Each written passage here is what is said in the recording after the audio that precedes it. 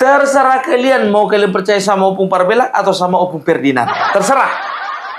Yang penting Opung Parbelak tidak pernah menebar hoax, selalu memberitakan yang benar, dan terlebih lagi Opung Parbelak tidak pernah foto-foto di depan kamera pakai celana dalam warna merah. Maksudmu apa ini, Bung? Ya, aku cuman bilang aja nggak pernah aku foto-foto di depan publik pakai celana dalam warna merah. Nggak pernah tersebar fotoku di media sosial.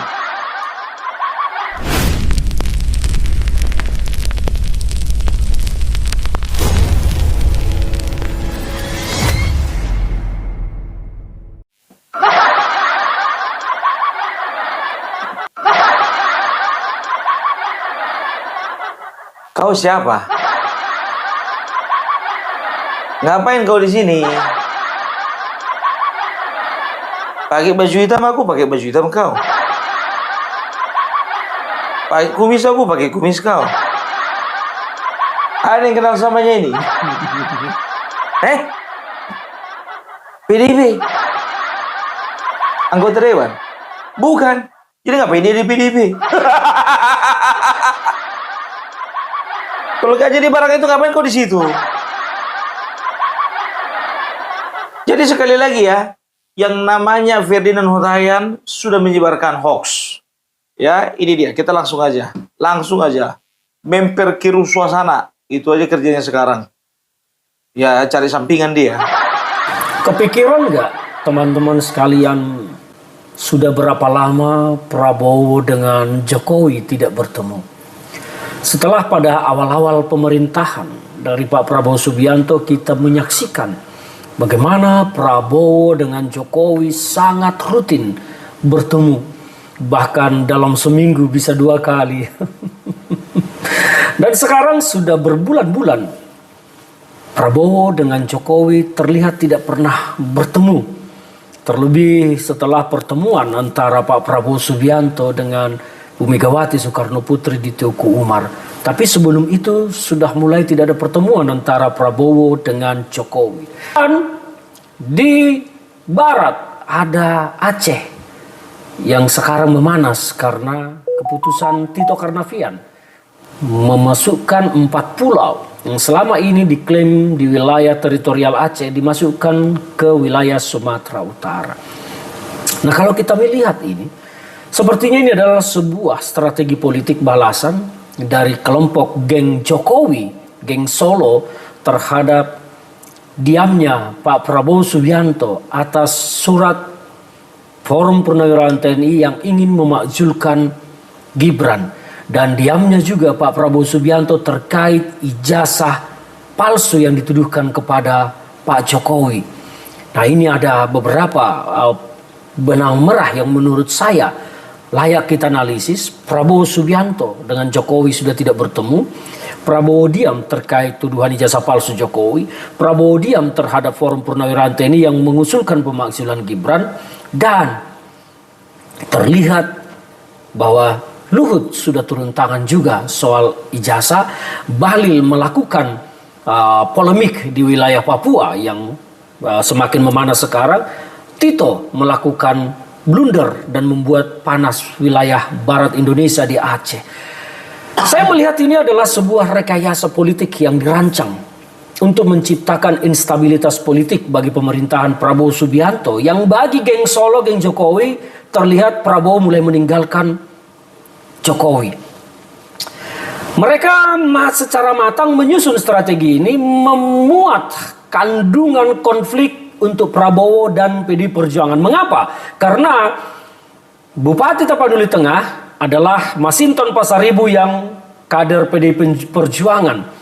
Dan 4 pulau tersebut tiba-tiba dimasukkan Tito ke wilayah teritorial Kabupaten Tapanuli Tengah yang dipimpin kader PDI Perjuangan Masinton Pasaribu. Sepertinya ini ada upaya untuk membuat konflik antara Prabowo Subianto dengan PDI Perjuangan melalui Tapanuli Tengah.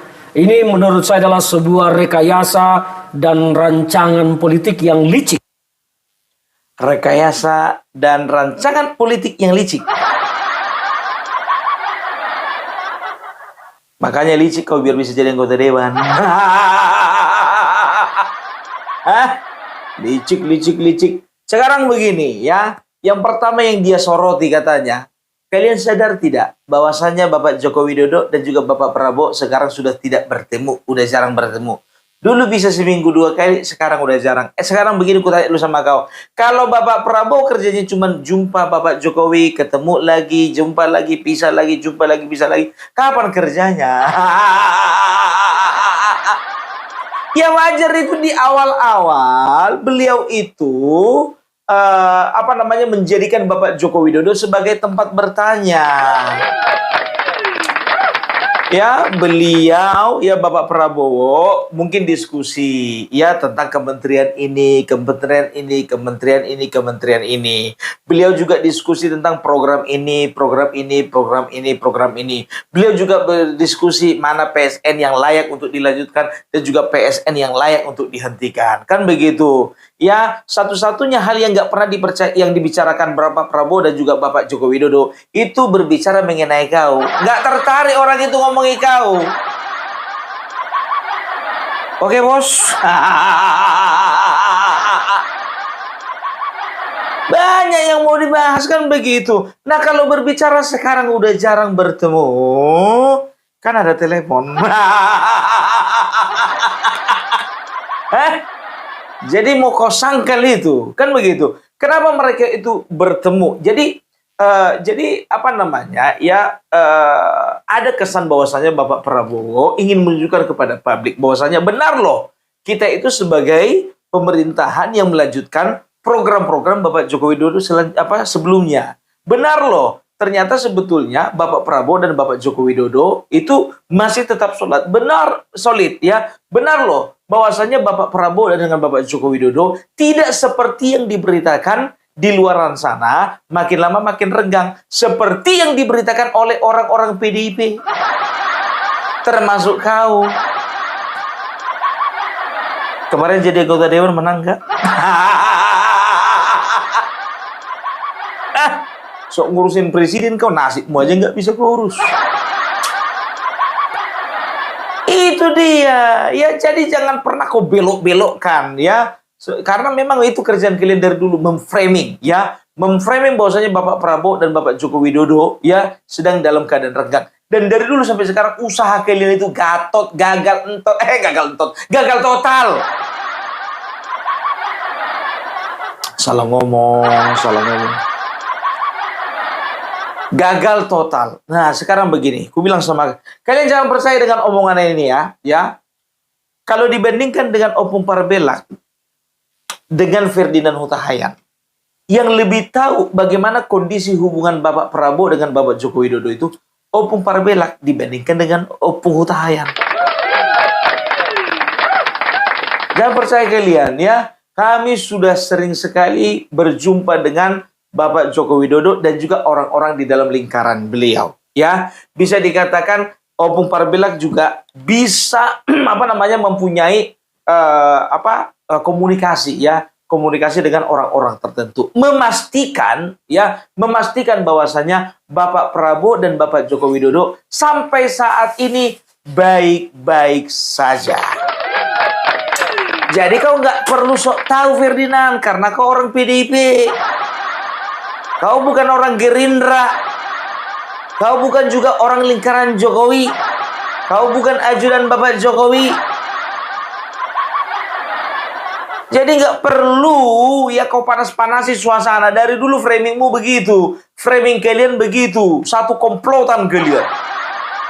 Mengatakan bahwasanya Bapak Joko Widodo dan juga Bapak Prabowo ya sedang dalam tidak baik-baik saja. Ternyata sampai sekarang sudah kami cross-check. Sudah ku cross-check minggu kemarin ya. Bahwasanya Bapak Joko Widodo dan Bapak Prabowo masih tetap dalam keadaan baik-baik saja. Dan percaya sama dia. Terserah kalian. Kalau kalian mau percaya dia, terserah, silakan. Gak usah tonton ini lagi. Tapi kalau kalian lebih percaya sama Opung Parbelak, walaupun potongannya begini, terserah kalian. Mau kalian percaya sama Opung Parbelak atau sama Opung Ferdinand, terserah. Yang penting Opung Parbelak tidak pernah menebar hoax, selalu memberitakan yang benar. Dan terlebih lagi Opung Parbelak tidak pernah foto-foto di depan kamera pakai celana dalam warna merah. Maksudmu apa ini, Bung? Ya, aku cuman bilang aja nggak pernah aku foto-foto depan publik pakai celana dalam warna merah. Nggak pernah tersebar fotoku di media sosial. Emang siapa, Bung? Apa namanya tersebar fotonya pakai celana dalam warna merah? Ada orang sana. Orang sana jauh. Jauh. Jadi intinya itu aja, tidak pernah memberitakan hoax, selalu memberitakan yang benar, dan tidak pernah foto-fotonya tersebar di media sosial pakai celana dalam warna merah. Ya itu aja, udah cukup.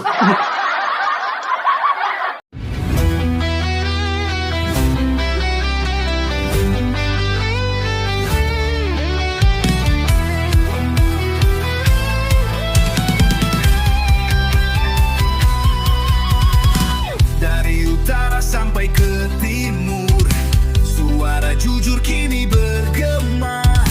Bukan cuma cari viewer, tapi kebenaran yang utama. Opung Parbelat kasih fakta, Agrifan Nani pun semua nyata. Vicky Himpong jangan lupa, Blacker Majenang pencipta lagunya. Kami adalah YouTuber Nusantara, bersatu untuk lawan hoax bersama. Tak gentar terus berkabar untuk bangsa. Jadi kawan ini berbicara tentang bahwasanya dia menyinggung mengenai masalah 4 pulau yang ada di Aceh, ya.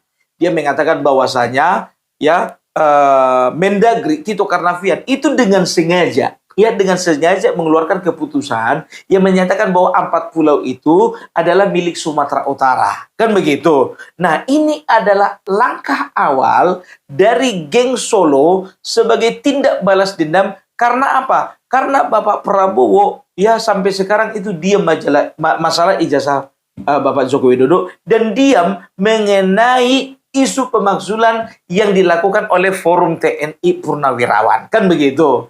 Kagak nyambung, blok. Ya, jaga sembung bawa golok. Gak nyambung, sunblock. Sunblocknya aku bilang. Sekarang begini, kalau kau mau tarik ulur masalah permasalahan pulau ini, ya. Kalau bicara tentang polemik tentang pulau ini. Yang pertama, udah berapa kali ku bilang, polemik pulau ini dari tahun 92. Dan Tito Karnavian bukan satu-satunya menteri yang mengeluarkan keputusan Kemendagri yang menyatakan bahwasanya 4 pulau itu milik Sumatera Utara. Menteri-menteri sebelumnya juga sudah melakukan hal yang sama, blok. Sunblock. Itu dia. Apa urusannya sama geng Solo? Selalu orang ini apapun masalahnya selalu disangkut pautkan dengan Bapak Jokowi. Nggak boleh gitu dong, objektif dalam menilai sebuah permasalahan. Jadi menurut abang kita yang paling ganteng sejak raya ini tapi gagal jadi anggota dewan, menurutnya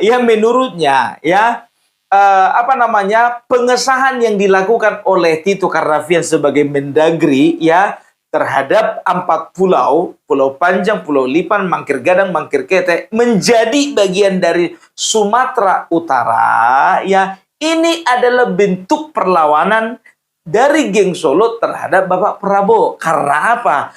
Karena Bapak Prabowo dinilai diam saja mengenai isu ijazah Joko Widodo, dan juga diam saja terhadap isu pemakzulan Bapak Gibran Rakabuming Raka.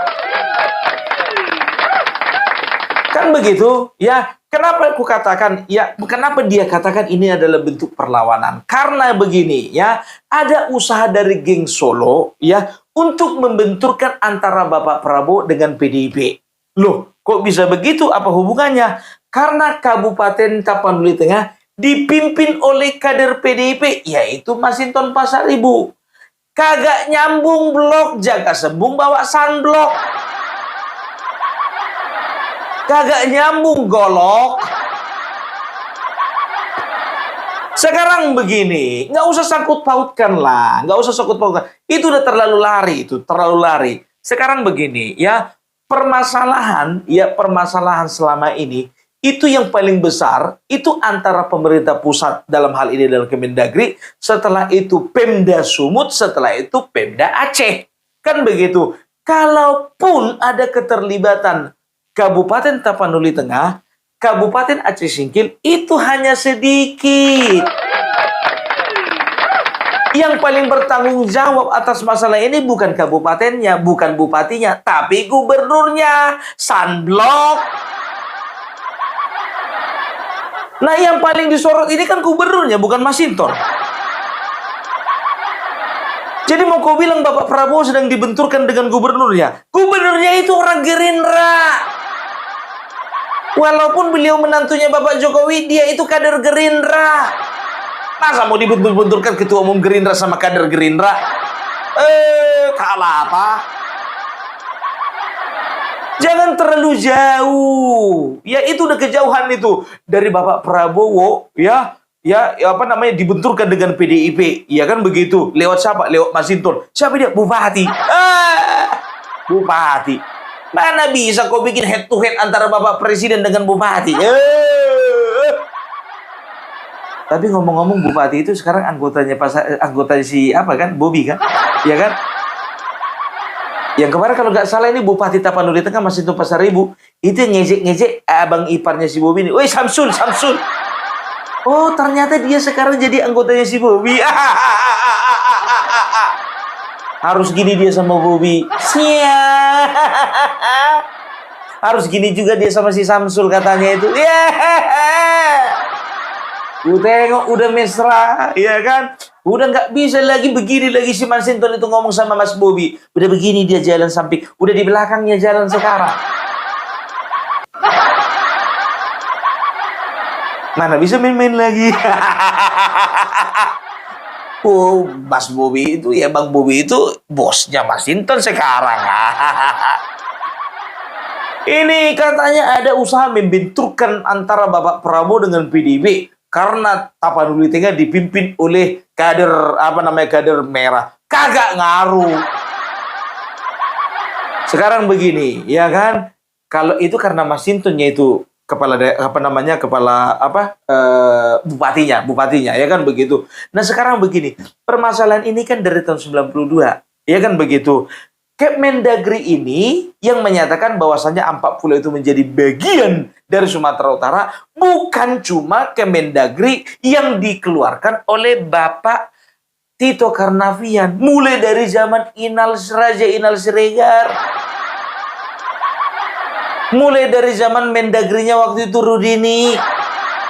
Masih ingat itu ya Bapak Rudini, ya Bapak Menteri Dalam Negeri. Mulai dari itu sampai sekarang, bayangkan kalian udah berapa kali ganti menteri, berapa kali ganti gubernur Sumatera Utara, berapa kali ganti gubernur Aceh.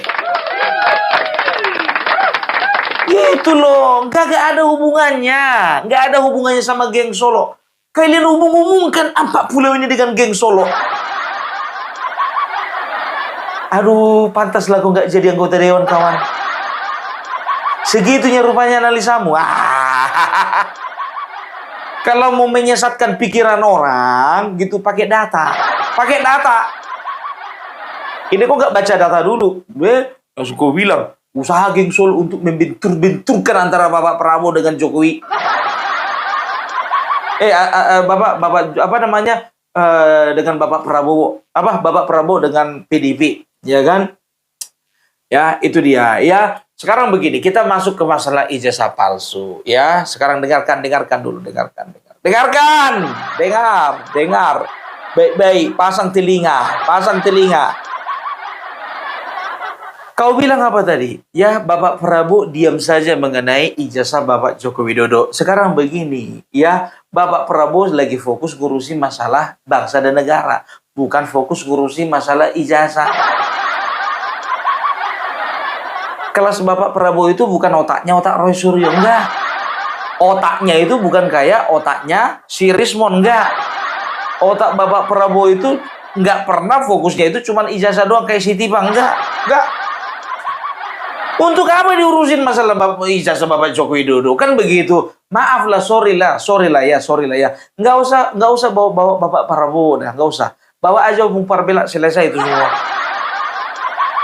Nggak usah juga Bapak Jokowi turun tangan, Opung Parbela itu turun tangan, udah selesai itu semua. Justru ketika Bapak Prabowo mencoba intervensi atau komentar ya, atau misalnya katakanlah dia itu bela atau pasang badan terhadap Bapak Joko Widodo, justru disitulah publik akan menilai, ini Bapak Prabowo ini mau kerja atau mau cuma ngurusin masalah ijazah. Cukuplah yang mempertanyakan ijazah Bapak Jokowi itu hanya orang-orang pengangguran. Rismon pengangguran, Roy pengangguran, Tifa pengangguran. Loh, kenapa kau bilang kayak gitu pun pengangguran? Coba bayangkan, udah berapa bulan tentang ijazah Bapak Joko Widodo ini. Gak pernah aku tengok kerja orang itu. Asik diskusi aja, asik podcast aja. Kapan kerjanya? Kan begitu sama kayak kau, bro. Ngapain kau urus ijazah Bapak Joko Widodo? Lagi nganggur. Lagi nganggur ya? Nggak perlu. Ya, dan juga Bapak Prabowo juga tahu kok masalah ijazah. Ijazah mau dipertanyakan, bodoh orang ini semua. Bapak Prabowo udah tahu dalam pikirannya itu, berpikir bahwasanya, aduh, masalah ijazah kayak gini terlalu kecil, ini nggak perlu dibantu. Terus yang kedua, masalah pemakzulan Bapak Gibran Rakabuming Raka. Ya, dinilai geng Solo bahwasanya Bapak Prabowo diam saja mengenai pemakzulan yang dilakukan oleh Forum TNI terhadap Bapak Gibran Rakabuming Raka. Sekarang begini. Apakah ada manuver dari Bapak Prabowo yang menunjukkan bahwasanya Bapak Prabowo betul-betul mendukung apa yang dilakukan oleh Purnawirawan? Ada nggak? Nggak ada kan? Itu dia. Itu saja sudah merupakan tindakan bahwasanya Bapak Prabowo sebetulnya sedang melindungi Bapak Gibran.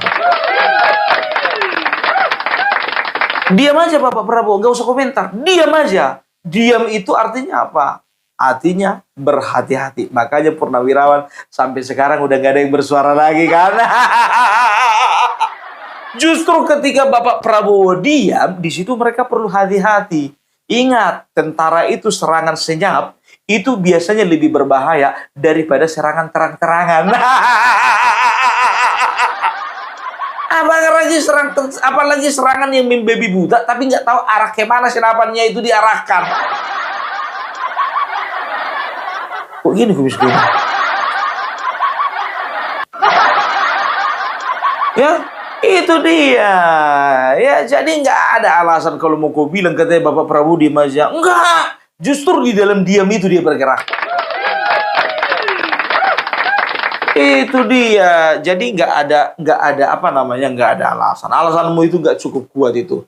Ya, tidak cukup kuat alasanmu itu yang mengatakan bahwasannya Bapak Prabowo itu diam ya mengenai kasus ijazah Bapak Joko Widodo ya. Kalau untuk kasus ijazah Bapak Joko Widodo setuju bahwa Bapak Prabowo itu diam. Karena apa?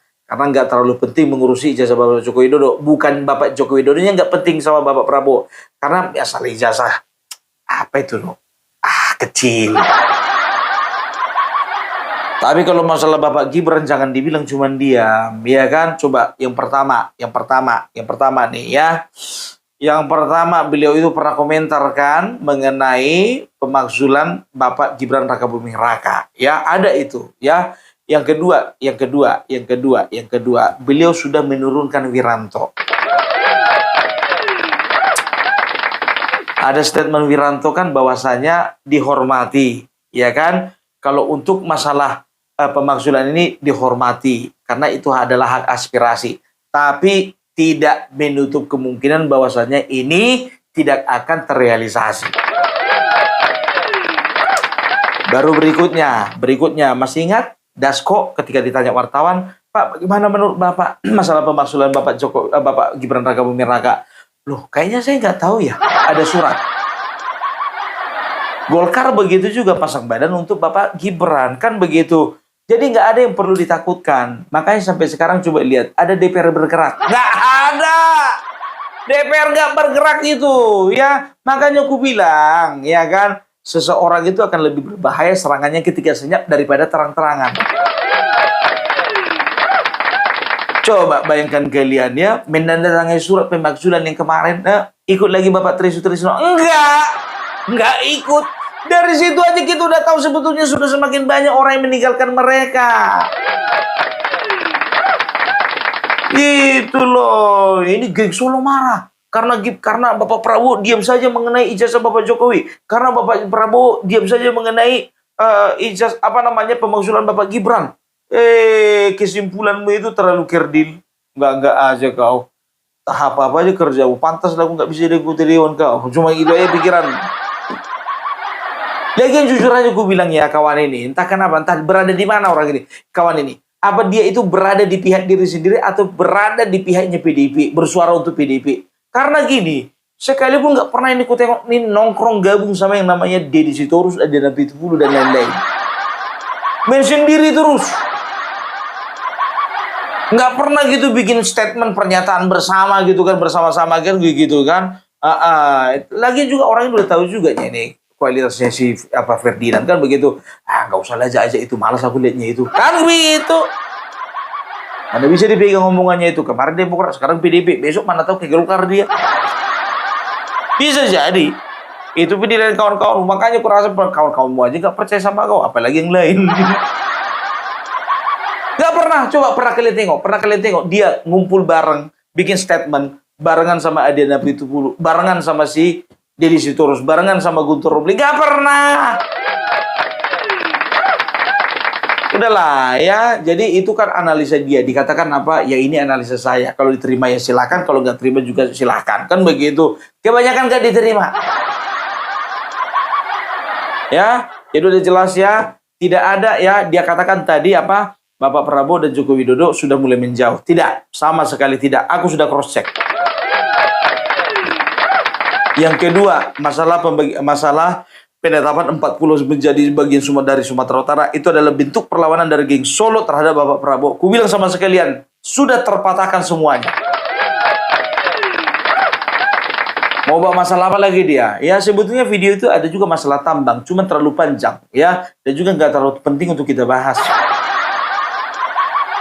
Membahasnya ini memang sebetulnya nggak terlalu penting-penting kali sih sebetulnya kan begitu. Cuman ya masyarakat perlu dicerdaskan gitu. Jangan pernah terpapar dengan informasi-informasi DFK gitu, disinformasi, fitnah dan juga ujaran kebencian begitu.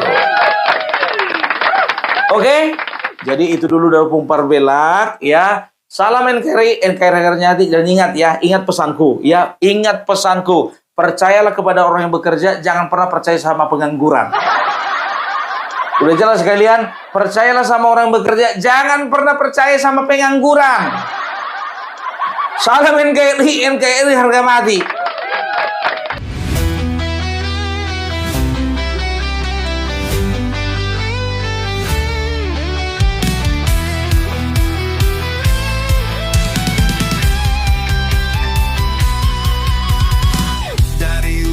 Sampai ke timur, suara jujur kini bergema. Bukan cuma cari viewer, tapi kebenaran yang utama. Opung Parbelak kasih fakta, Agrifanani pun semua nyata. Vicky Himpong jangan lupa, Blacker Majanang pencipta lagunya. Kami adalah YouTuber Nusantara, bersatu untuk lawan hoax bersama. Tak gentar terus berkabar, untuk bangsa demi masa depan Indonesia. Banyuwangi official ayo maju, AR Mahmud Ilmu, Farm Project Sirait Media, kebenaran selalu juaranya. Rainaldo Bastanto bicara tegas, Rainaldi SB tak pernah lepas. Montobe kreatif penuh ide cerdas, Kandra update info paling jelas. Bukan sensasi, bukan tipu daya, kami berdiri untuk berita nyata. Rakyat butuh cahaya, dan kamilah yang pertama.